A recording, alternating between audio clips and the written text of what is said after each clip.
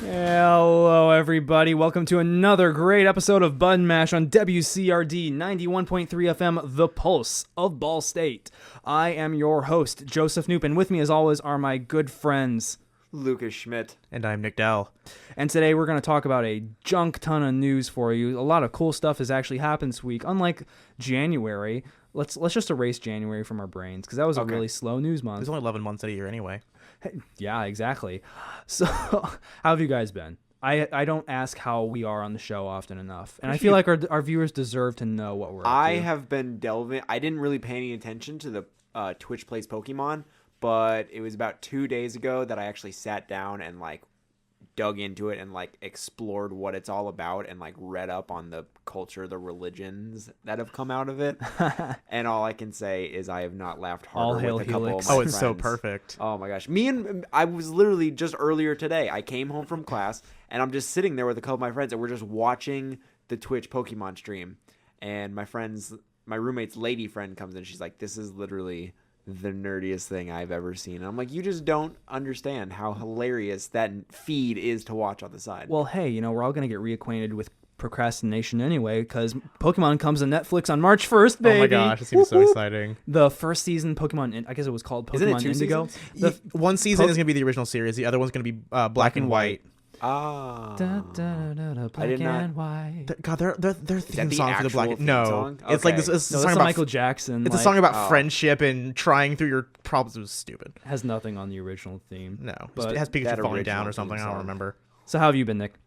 I've been reading a lot of Spider-Man. Yeah? Yeah. Which series? The Amazing Spider-Man. The Amazing Spider-Man. Yeah. It's probably better than the films.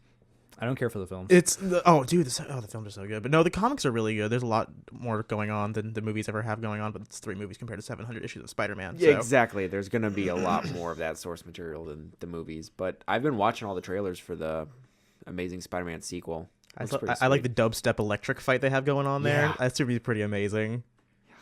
Oh, Godzilla. Oh my gosh. Have you guys seen the Godzilla trailers? Yeah. I have not. Hey, Bryan Cranston's not playing the most evil thing. I know. He's not. So What if he just goes up to Godzilla and he just... I am the one who knocks. Oh, God. That'd be great. And then Godzilla just has his iconic roar at him. But I still don't know why those guys are jumping out of the plane with the red flares. The second trailer didn't Hey answer guys, that. Godzilla's over here. We know. We know. I think there's aliens. I think there's going to be aliens. Really? Are we gonna pull an Indiana Jones? Did you see a couple of things in it? It looked like there was a giant spaceship that fell out of the side. And I'm not talking about the scene with the jets falling. I'm talking about a straight up spaceship. I think man. the difference they had for this one was that Godzilla wasn't created by the nuclear explosion. He's actually fighting back against it for some reason, because they showed 50s footage of him emerging as the tests were happening. I don't know. Yeah, the tests were a cover up for what they were actually trying to do, which was kill Godzilla. Godzilla. Yo, you go. Okay, on to the news, guys, because that's what you're really here for, right? Not our random yammering. Not biggest story. I should retract that. That's an opinion. Our first story of the day: The Walking Dead Season 2 has premiered their trailer for Episode 2, A House Divided. You can find the trailer on YouTube. We'll probably be posting it on the Byte BSU page. And guys, it's quite frankly amazing. I am really, really excited to see who this mysterious new stranger is and how he ties into the conflicts we've already seen between our 6 or 7 survivors. Is it regular amazing or is it amazing Spider-Man amazing? It's dubstep amazing. It's pretty amazing. I'm thoroughly enjoying it. I don't think dubstep's that amazing though. But you said dubstep Spider-Man, and I was like, okay. Okay, well that's cool because anyway, yeah. No, but it's really I like the games way more than the TV the show comics or the show. Well, I haven't read the comics yet. I'm working on that, but the show is I don't even know. You cannot. It's written by the seat of the pants, and you can tell that the Walking Dead season, whichever season, is definitely not, because they do have to plan large portions of this out. It's getting to the point where a lot of the which path you take decisions are kind of becoming a little you're not making that much of a difference, but they are significant enough to be oh, did you rescue the one dude? I'm oh no I didn't. I rescued the girl in the first episode of season 1. Yeah, and that's a huge change for some of the character progression you can make with Lee. So the fact that we've got a new character coming into the house and stirring up so much is going to probably cause a lot of branching. Who do you think the mystery person is that Clem thought was dead at the end of the first episode? It's got to be Kenny. It has to be. He's the only one. Spoilers. But then we're thinking that too, and I know that Telltale knows we know that. So maybe it's either Kenny, or if you didn't kill the cannibal brother in episode 2 of season 1, it's him, because they made a specific point in like the lead up to season 2, or like the recap, that it, depending on what, I didn't kill him, so it showed that scene again where I didn't kill him and said, no, that is not how we are these days, and I told Clementine, yeah, I'm sure the zombies got them, which, led her to think he's dead. Yeah, maybe he's not, and it would kind of be a cool twist to see, like, maybe it's the cannibal guy that comes back, he causes additional problems, Kenny comes out of nowhere and saves the day. Oh, so it's like a Por qué no los dos thing going on here. Like, why not both? You said words? What? It's you not seen like the little Ortega commercial? The little girl, she's like, Por qué no los dos? Oh, yeah. Why not both? Yeah, is Telltale becoming just like the studio that's just going to transfer every franchise over into the video game medium? I'm so interested what they're going to do with Borderlands or Game of Thrones, even, because like we know the story of the main character is like how much more. There's obviously other characters we can mine there, but are we going to care as much? That's why I love Telltale. They can take these games, like they can take these franchises and completely do different stories about other characters, because all the stuff they're making is in like huge worlds like Pandora or whatever the world Game of Thrones is in. Like it's a huge, enormous world that's always being recreated. They're just like, hey, thanks for the source material. Now we're just going to run with it and make you some money and make us some money and make awesome stories. It's going to be all happy with money together. Yeah. Whoops, I was signing out of Skype. we didn't. Skype is tired. It has an early bedtime tonight. Folks, we did an excellent interview with Adam Condra of Good Games Writing, so stick around for that.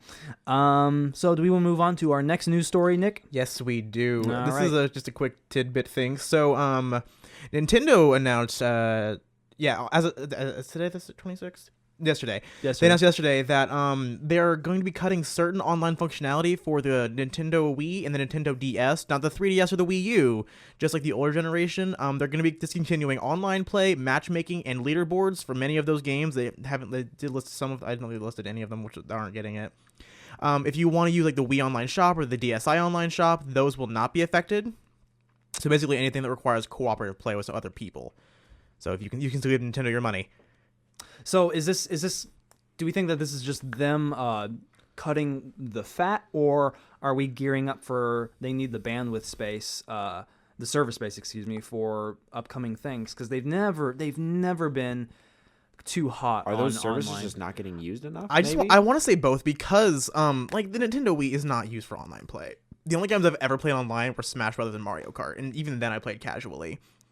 So, yeah, and like the Wii U, like they're advertising their Wii shop and the 3DS shop. They're way more. You can get full download of games now. So it's obviously going to be, it's a little bit more. But at the same time, yeah, like all their servers are being transferred over to, Wii U. I mean, the Pokemon Bank shut down their servers for a while, so they're probably still trying to work on that to a degree as well. Nintendo, get your crap together. It sucks. I love you, so please. You love me? I love Nintendo. Well, I love you, Joe, but I love Nintendo. You should have said Wii U. Yeah, you only said what you. What if Nintendo falls out like 5 years from now and they just They could take the Sega strategy. They could just cap their hardware division and go on to make games for another platform. Whether or not that is Sony or Microsoft or a mysterious arrival, a new challenger appears. Apple. As long as I get my Zelda and my Pokemon. Could you imagine playing your Pokemon on your iPhone or an iPad? Even like I would still sort of want a controller feel, but obviously their portable market isn't going anywhere. They still dominate with the 3DS, even though it's not doing as hot. Yeah, it's still doing leaps and bounds better than the Vita will ever do. Yeah, so the issue with Sony is that they don't really have a good handheld market. Like the PSP, the only things that I ever bought for that were the Kingdom Hearts games. The real problem is that the handheld market has been destroyed by mobile games. Well, yeah, because people say, well, why would I go buy a whole nother device when I could just get fun, entertaining games on my phone? Like, sure, they don't have the level of complexity. You're not going to be playing Borderlands 2 on your phone, but you can play that on a Vita. But the convenience factor really kind of trumps that level of depth that you would get from another handheld in most people's eyes. Plus, the handheld market kind of gears more towards children. Yeah. And you're not going to see a kid playing Uncharted or Borderlands. And the access is so easy because everybody's already got a phone, and a lot of these games are free just because of advertisers. The technology's certainly there with emulators. Right. And now companies like Sony are engaging on emulators, so it's only a matter of time before Microsoft's like, well, there's a market there for like backwards compatibility or something else, and I still just want a controller. I mean, Nintendo does they're the only consoles out with backwards compatibility right now, so they got that going for them. All right, so let's move on to the next news story we've got, which is, Lucas, you suggested this one. The Twitch Plays Pokemon. Yes. They have beaten all the gyms. Hold on. They got all the badges. So they've I had got the a Elite thing, Four and left, they're going right? on to the Elite Four, but I think they're doing some other things right There's now. there's a I'm not sure what- subreddit dedicated entirely to Twitch Plays Pokemon, and they have a Google Doc they update every day. there's a And Google Doc for it? yeah, like Ooh, I need to see that. look at it. It's real pretty and stuff. It has like the Whoa. badges and the times you got it. But yeah, according to their last achievement was, I gotta get down to it, they defeated the Route 22 ledge. Because ledges are the devil in Ledges are Pokemon. Twitch Plays boulders. Pokemon. Yeah. Oh my So see, they've been goodness. going for 2 weeks now. Wasn't it on Valentine's Day it's that started? 14 days, 9 hours, 35 minutes is when they beat the Route 22 ledge. So yeah, a little over 2 weeks. That's incredible. It's insane that they've made this much progress. I don't understand. Like, it takes me one And person. democracy mode. That's how they did it. That's the only way they could do it. How are they grinding like efficiently? Because you have to grind a little bit to be able to. They have one Pokemon out front, and then when it faints, they have the other Pokemon out front, and they go to They only go to Pokemon centers when they either faint or they're in democracy mode. What? Okay, so they have this thing with like anarchy mode and democracy anarchy mode. and democracy. I know that. Yeah, when they go into democracy mode, that's the only time they really go to Pokemon centers, because if you're in anarchy, just spamming start and B and down just to aggravate everybody. Yeah. My favorite part is just learning all like the lore that's happened. Like, it has a history. Lord like, Helix. It's a story that's being told and is being shaped by a community. And yes, there are like key groups and everything, the people who vote for democracy and then try to structure it. But at the end of the day, everybody has some sort of an input onto it and how it's played. And I mean, it's hilarious. All-terrain vehicle for all-terrain. Yeah, all-terrain Venomoth. Like because obviously all the names for the characters were created with anarchy, and there's no order to them except for maybe there was a Farfetch'd named Ducks. Ducks. Okay, so DUX. yeah, so they're like a couple, but definitely the main party, Lapras. There's and all those guys. and there was There's Jay double Leno. A J was Zapdos' name. Yeah. And so they named him Battery Jesus. Yeah. So Battery is double A, and There then was the J, there was Digrat, Yeah. one of the Rattatas. And then I just love my favorite thing is Bloody Sunday, where they released what was it, like 18 Pokemon? They released so many Pokemon. Dude, They gave them all away. Dude, yeah. and the Photoshop pictures that are coming out of this are equally hilarious. The They bird are. Jesus looks very yeah, no, funny. the subreddit is it's mostly just pictures. Yeah, do you know what the first I forget what like the first like exile, I think, or it was called the first like shunning or exile or something like that, or banishment. And it's just this artistic picture of oh man, what's the flame evolve form of Eevee? Flareon. Flareon, yes. Flareon is like exiling Charmeleon and Rattata because Rattata and Charmeleon were just let loose by the community one day, and and so people said they blamed it on Flameon. Flareon. Gosh, Flame I'm Perion. sorry.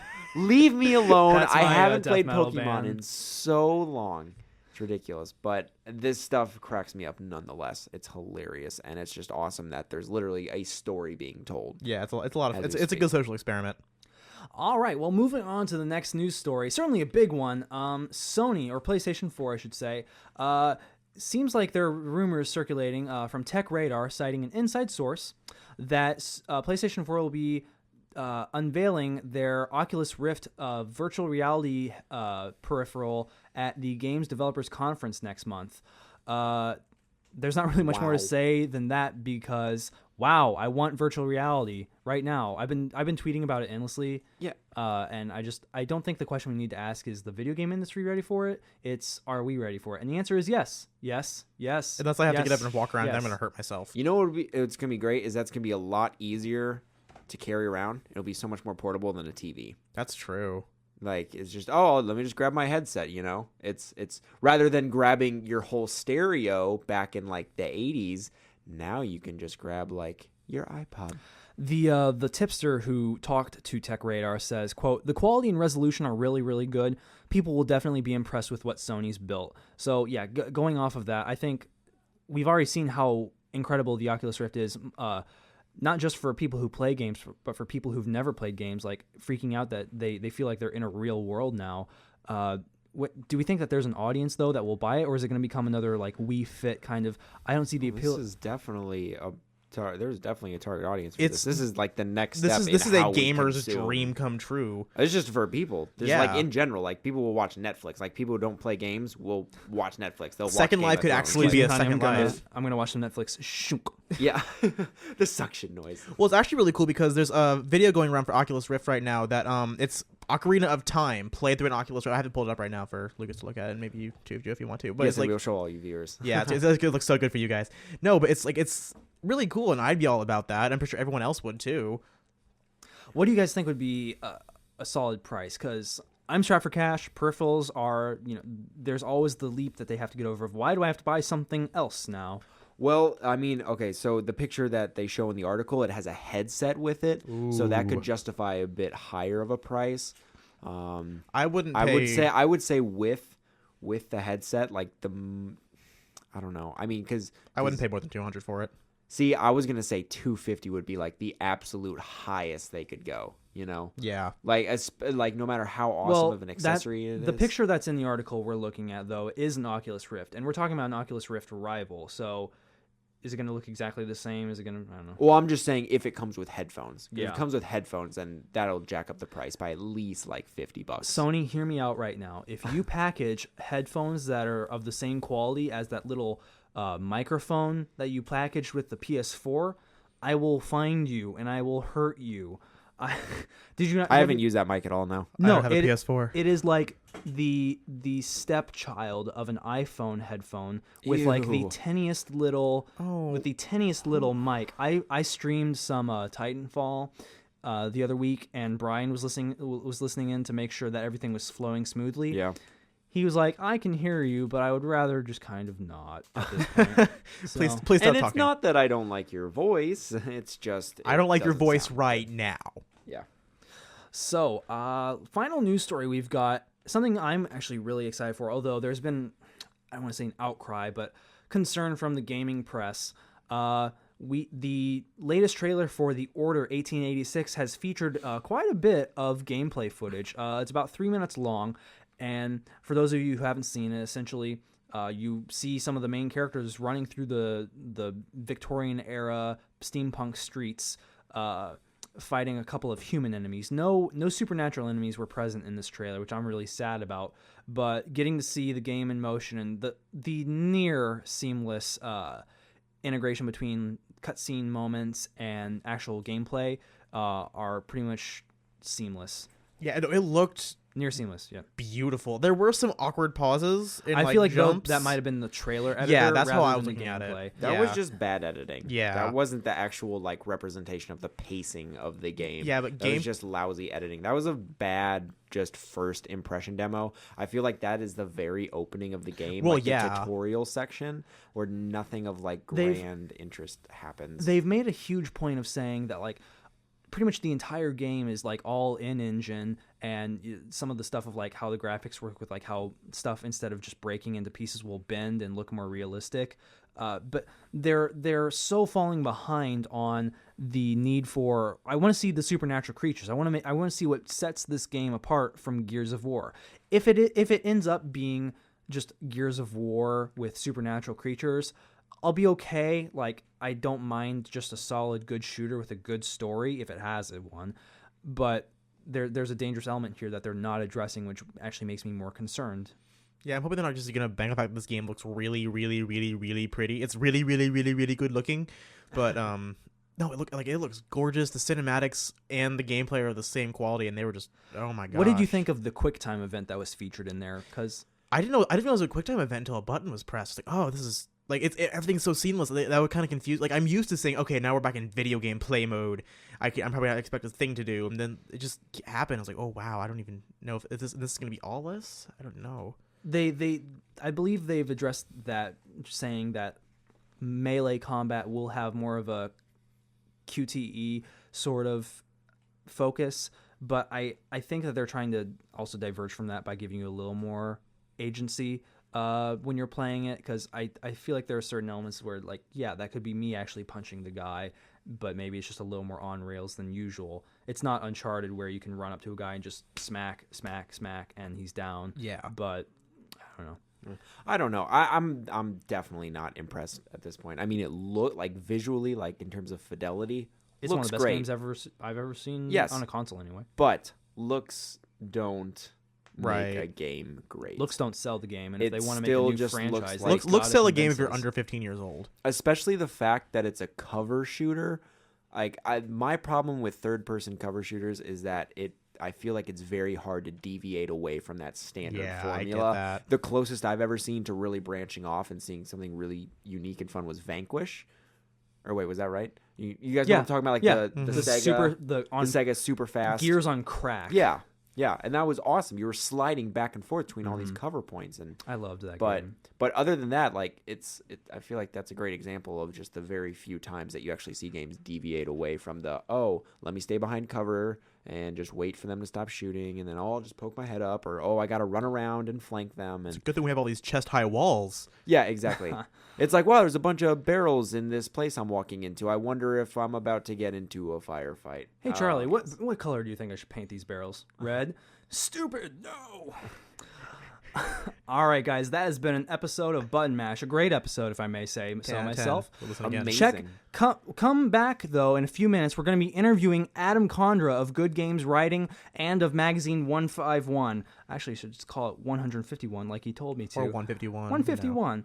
And it's a great interview. We did it before the news segment, so I can tell you with great certainty you're going to want to hear this and get his opinion on how games journalism works and what makes good writers stand out from other ones. And He's an elementary school teacher, too. Yeah. Has an interesting take on that in the classroom, or rather his absence of it in the classroom. All right, Lucas, tell them where they can find us. You can find us all over the interwebs. We're on Twitter. We're on Facebook, and we're on YouTube. Twitter. We are on Twitter. Button Mash BSU. It's for everything. Our blog spot is where we post content regularly, and we also channel it onto Facebook and Twitter. The Twitter is no longer Button Mash BSU. What is it now? It is Byte BSU, is it not, yes, Joe? the transition of Byte BSU. Yes, we are transitioning over to Byte, and it's fantastic. But yes, Byte BSU is currently our Twitter. I think it's our Facebook. And the blog spot. And the blog spot. Yes. So be sure to check us out. We post content every single day. So why don't you take us out, Joe, with that pretty...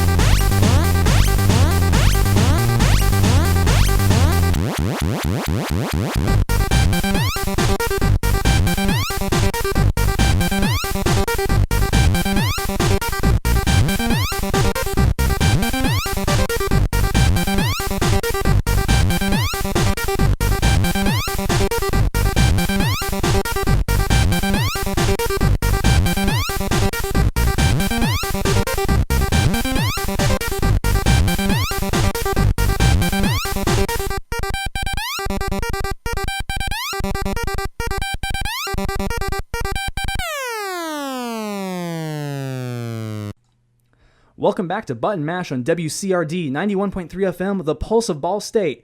Listen up, folks. We've got a great interview with Adam Condra of Good Games Writing and 151 Magazine. Am I saying that right, Mr. Condra? 151, is it? I've referred to it as 151. 151. But Kyle he didn't put that in the style guide, so I would say just go for whatever feels right. Excellent. Folks, Adam Condren has been a contributor to Good Games Writing and is now the curator of this popular publication on the internet focused on sort of bringing a spotlight to the excellent writing of various journalists, editors around the games journalism industry. Writers like Chris Kohler, Russ Pitts, and Robert Rath. My personal favorite description, I don't know if you wrote this particular installment on the blog, was Russ Pitts is the Indiana Jones of games writers. I did. You did? I wrote all of the entries for the Writer of the Year candidates in there, so that's brilliant. Yeah, I had some fun with that, and it's funny because like Rob Rath is known for wearing a fedora and taking like adventure-y photos because he lives abroad in China, and does that sort of thing. Yeah. So tell us a little bit. Let's just start off with a brief history of what is Good Games Writing and how did it come to you as a professional contributor to writing like this. Well, professional is a very generous word. I would say Good Games Writing has been around for 2 years as of this month, and I have been a part of it since August of 2012. Kyle Mcintosh is the guy who started it. He's the man of big ideas in all the projects that we do together, and he started this website because I think if you remember back about 2 years ago, that's when Polygon and the Penny Arcade Report started up. And I don't want to put too much of this attitude on them, but there was this very reactionary sort of declaration in the way they both came to fruition that games writing is broken, or just to be a little bit more generous, there are big problems in games writing that need to be addressed, or things that can be done better. And I know, Ben Kuchera, the guy who used to run the Penny Arcade Report, is now with Polygon. And I remember he sort of recanted some of the things he said about the state of games writing when Penny Arcade got started up, or when the report got started up. But so yeah, there was this big moment where it was sort of like in the front of everybody's minds that games writing is just regurgitating press releases and reviewing games on a 7 to 10 scale, and nobody's really thinking critically and really trying to make the most out of this artistic medium in terms of criticism and investigative storytelling and reporting. I love how you say to their 7 to credit, 10. I don't want to denigrate them at all, because they both of those outlets did great jobs, but Good Games Writing kind of came alongside that kind of attitude, and the mission was, no, that's not the case, and we're going to dig and find everything we can to share to y'all to prove that there's a lot more to games writing than the mainstream someone who's just reading basic websites and magazines might assume. Yeah, getting away from cinematic and compelling, as those keywords have become so overused and gluttonous. So getting onto 151 Magazine, which is really something I want to focus on for this interview. What is the ultimate goal behind getting adults and kids to talk productively about video games? Because even now, I'm glad to say I'm an example of this. I recommended my father, my 58-year-old father, read a couple of the articles you linked to on the latest post on Good Games Writing, and he has opened up to me more about games writing. He read, I believe it was Simon Parkin's article on guns in the game industry, and that really opened his eyes. So is that sort of the goal here, or are we looking for something different? Well, it's interesting when it comes to like bridging a conversation between gamers and non-gamers, because you never know what's going to interest someone. My own dad, like, I come from a family that they were tolerant, but they were not friendly towards video games being in the house. So it's been kind of funny sort of sharing what I share with my family to see what they'll get interested in, which hasn't been much. But I think that as far as 151 goes, and with kids, you have an opportunity there to sort of grow the conversation as you want. And That's Kyle's deal. He's putting that together, so I can't really speak for what his goals are, but I think it's always his intention to sort of change the discourse, as he puts it. Like that's his mantra, that's his goal in everything he does, is to bring people together in conversation where they might not have previously met. Jumping off of that, where has the industry failed, necessitating your own action? Obviously, publications who became known for, I say again, the cinematic and compelling buzzwords, has the actual production of games industry failed in some respects that we need this good games writing now? I wouldn't say that the game industry or the games writing industry was ever failing. I would not ever say that. Even amongst the people who said that it was broken and needed changing, they do great work, and you can find great work even at sort of the larger, long-standing outlets like IGN and Game Informer and GameSpot. Like those guys, those writers are still doing great work. I think the problem is there was a lot of animosity between readers and writers for a long time, and there still is some of that because there's this misconception about reviewers getting paid to review games favorably or unfavorably or whatever. That stuff isn't going to go away, and the other problem that's facing games writers is that game development public relations follows games writing very closely and takes its cues from what people are saying to then market their games with. That's why words like compelling and cinematic and visceral became such awful buzzwords. It's because that's what games writers were using to describe games, and games marketers took that language and used it to sell their games. And this is a cycle that sort of repeats itself over and over. You're starting to see words like emergent and emotional are getting overused in games marketing and that stuff. So there's this arms race between the way games are talked about and the way games are sold that I think creates that rift there. So to answer your question, I don't think the problem was like changing the conversation so much as digging deep and like finding the really good stuff where it was being written and sort of giving that a soapbox and a sounding board so that more people could share it and more people could read it. That's a really great answer.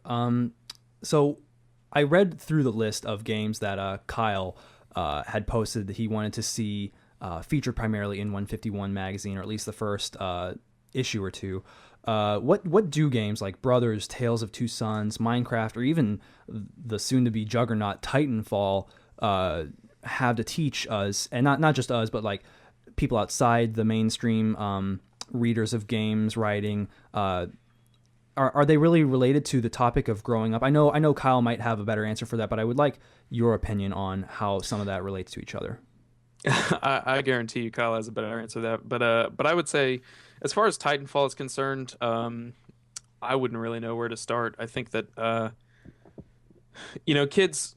I teach elementary school, so like one thing I've observed is that kids want two things if they're going to talk to an adult. They want either the adult to be into what they're into, or they want to be allowed to see and play and read the same stuff that the adult is into. So Titanfall could be one of those cases where like it's something all the adults are talking about. So how do we bring kids into that conversation when it's a game that probably isn't appropriate or great for their mental capacities? So that I think is a more challenging idea to sort of find a way to talk about Titanfall, because there will be lots of kids whose parents just say, yeah, go crazy, play that and stuff. But I think with Brothers and with Minecraft specifically, you've got probably two of the best games to start a conversation with children about games, because Minecraft, hands down, is the most popular thing among kids of strictly anything I can think of. I could go on at length about like how inspiring and how great that game is, and how much it is like brought to children in terms of providing them with a creative exercise. Do kids in your elementary class? I also would be fine if I never heard another word about it again. I think that answers the question you're about to ask, Joe. Yeah, it's something that my students talk about constantly, all day. And then the other side of that, like Minecraft is very easy to recommend to children for obvious reasons, because it's a big sandbox and an adventure, and it has very specific rule sets that kids are good at learning and adapting to. and creating things. And then with brothers, you've got something that is completely on the opposite of the spectrum, because it teaches children about narrative and it teaches children about communication through aesthetics. And it also exists in this very prominent literary tradition of sort of the darker, like Hans Christian Andersen, Grimm's fairy tale kind of thing. So those two games in particular are great ways to introduce kids to like the disparate strengths of video games and what they can provide us in terms of entertainment and I guess mental engagement. Yeah. So Adam, so you're kind of in an interesting spot here where you're obviously incredibly knowledgeable on video game industry, but also kind of you mold young minds. You teach elementary kids. How many instances have you had with like kind of laying these things out and explaining them and kind of bridging the gap between video games, kids, and like their parents? Do you think of any specific case at all? Yeah, I remember when I got the teaching job I have now. The first time I met some of the parents, I was talking to them about Portal 2, because this was 3 years ago when I got this job, and they were talking about how they played Portal 2 with their kids in co-op mode so that they could like solve those puzzles together and stuff. And then it's different case by case. Obviously, I don't have any parents who are straight up against video games or have the same hangups about video games that my parents did, or like the kind of cliches you hear in the mainstream. But I also have other parents and other families who don't really pay a lot of attention to basically like what video games are good for children to consume. Right. They don't really like help them in their ratings selection and of it. complexity. Right. Have you ever made like any recommendations? Yeah, I doubt you've ever had like a homework assignment that you've given like go I think play they're elementary Minecraft. kids. Yeah. Well, no, I mean I purposely Minecraft isn't really my jam, so it's easy for me to kind of stay away from that and not, because I don't want to. Number one, once I leave school, I kind of just want to have that time to myself, and number two, I think that I need to stay out of the kids' like free time and entertainment. So I'll talk to them about Minecraft and about the things they're building, but I don't want to get too involved, because I think that's something that they should have for themselves and just kind of learn to develop on their own. I did have a project a couple years ago where, have y'all heard of the game Pushmo on 3DS? I have not. No. Okay, so it's a puzzle game where you stand in front of a bunch of geometric shapes on a plane, and you can grab the shapes and pull them out up to 3 steps, and then the game is about grabbing these shapes, pushing them, and pulling them in to create platforms and staircases that you can use to get to the top, to the goal. So, and the whole thing is completely geometric. It's used with very simple, like, right angle polygonal shapes, and you can create your own puzzles. So I showed this to the kids a couple years ago and we did like a basic geometry assignment where I had them go home with a bunch of graph paper, and I said, I want you to make your own Pushmo designs, and then I'll make them in the game and we can test them out. So I gave them out to them in levels. I said, I want you to make me a puzzle on the graph paper that requires 3 steps to finish, and then 5 steps, and then 7 steps. And then the farthest any one of them got without just like, I guess, brute forcing their design was 13 steps. And it was this really nice example where I was like using a game to inform something that they had learned in the classroom, that's the next Peter Molyneux. He's like, no, 13 steps. Yeah, and I mean, I didn't have to solicit that. I didn't order that at all. It was just the student just ran away with her designs because she got so into it. And like I try to not talk about the games writing aspect of my life too much around the kids, because I don't want, I like keeping those spheres separate. Yeah. And I don't want to be the sort of gimmicky teacher that like wants to be hip and like bring things into the classroom. But there are moments where we can do things like that, and it's really rewarding and really cool. So, Kyle mentioned that you are a contributor to the first issue of 151 magazine. I definitely don't want to spoil whatever material you've written, but jumping off of the aspects that we talked about with personal relationships with games and how they relate to a familial relationship, Could you share a glimpse of your article's focus? Is there an aspect of it that directly relates to what we've talked about today? As it's written now, no, I would say. First of all, the piece I've written is just a draft, and Kyle's editing it right now. So in between now and when it actually gets released in the magazine, it could be drastically different depending on what he wants changed.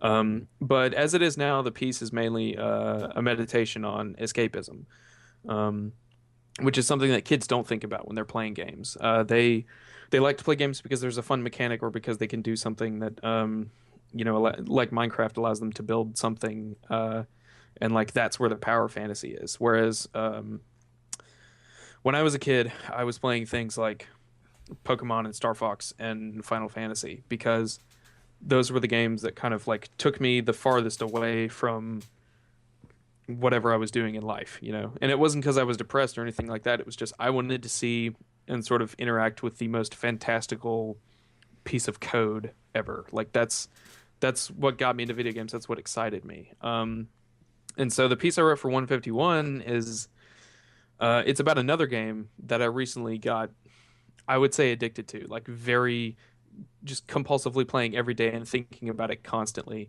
And it's completely different. It's not in the same genre at all as Final Fantasy or any of the previous games I mentioned, but it provided a new kind of escapism to me based on my age and my deteriorating physical condition from like when I was a kid. So I won't spoil it anymore beyond that, but it just the piece I wrote is sort of talking about how our priorities in the games we play and in the things that they can give us to sort of like satisfy our creative energies can change over time in really surprising ways, because the game in question is something that I never would have given the time of day to if I had been a child. But now I got really sucked into it last year, and I'm a fan of that franchise now, so that's what I talk about in the piece. And we'll see if that's what ends up getting published, but that's what it is now.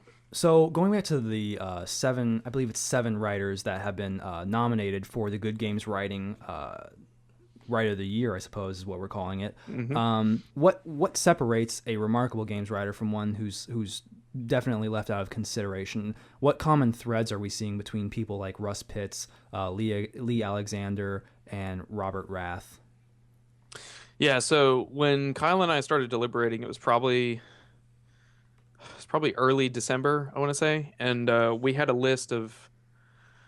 short list of about, I think, 15 people, and they were the ones that in our minds were just sort of head and shoulders above everybody else over the past year, because they were consistently insightful or did good work in whatever they were doing. And as we whittled it down, what became really important to the core 7 people that we wanted was how good they were at what they were writing, because not all of the writers that we nominated had much cross-pollination with each other. You had people like Rath who have a weekly column, people like Russ who only wrote features, and then people like Jason Schreier who did he does investigative news and news posts for Kotaku, and Lee Alexander who does a little bit of everything. And so we started to prioritize people who were really, really good and the best at their particular brand of games writing, and also who was the most prolific. So we had a number of people that were nominated last year that we wanted, they were in the conversation and we debated about them for a while. But ultimately we didn't go with them because they weren't as prolific, or they might have been in a transition period this year, or some sort of reason like that. And so the 7 we came up with are really, we think, the best at what they're doing and the best in their fields. And then hopefully I explained this well in the blog post. It's just, highlighting each of their strengths and why they are the best at that thing. Like if I read a Wrath article, I know I'm going to learn something that I didn't know before. And if I read a Pitts article, I know that I'm going to get a story that I wouldn't get anywhere else. And with someone like Simon Parkin, I'm going to read something that I might not have thought about as far as, how games sort of interact with culture at large. And it's going to be really, really, really written very well, because Parkin's amazing at that sort of stuff. So it was just, we slowly sort of culled the list until we figured out, well, these are the people who are the best at what they are doing right now, and they're doing it at a rate that that hasn't been matched by anybody else this year. So it was basically volume of output and quality of output put together that gave us these 7. That's a very excellent description of what it's taking, and certainly we are so interested to see who truly wins, because quite frankly, I think Indiana Jones needs to come back after that last movie. I'm the only person who has access to the votes, and I will say that it is a very close race, and everyone has gotten at least 1 vote. So, and that's the way it was last year. Our winner last year was Colin Campbell, and he won by 2, and everybody else had just 1 vote. Well, there's 3 people in this room right now, and we're not telling who we're voting for. All right, I think that's all we have time for today. You can find Adam Condra and Kyle Mcintosh. I should probably learn how to pronounce that. You can find Kyle. That's a computer. You can find them at goodgameswriting.com and on the Twitter account, which I believe is still Good Games. Good Writing VG. Good Writing VG. Yeah, and there. Do we have a release date made publicly available for the first issue of 151? I don't know exactly. I know that Kyle is busting his hump putting it together, so I would expect it sometime in the next couple months, hopefully. To be distributed probably online strictly, I would imagine. Yeah, and believe you me, we will be letting people know about it. Absolutely. All right, this has been an episode of Button Mash on WCRD 91.3 FM of the Pulse of Ball State. As always, I'm your host, Joseph Knoop, and with me as always has been Lucas Schmidt and Nick Dowell. Adam, besides Good Games Writing and the Twitter account, if people want to find your work and want to support you, is there any place that they can go? You can find me on Twitter at Contrarian, which is my last name plus RIAN, and as for whatever I'm doing next, my next piece should be in 151, and I've got some other freelance stuff going. So if you want to know what I'm up to, I'll be sort of quarterbacking that stuff on Twitter. So you can find me there, I guess. Awesome. Well, thank you so much for coming on the show, Adam. Thank you. I appreciate it very much. All right, guys. Have a good weekend, everyone.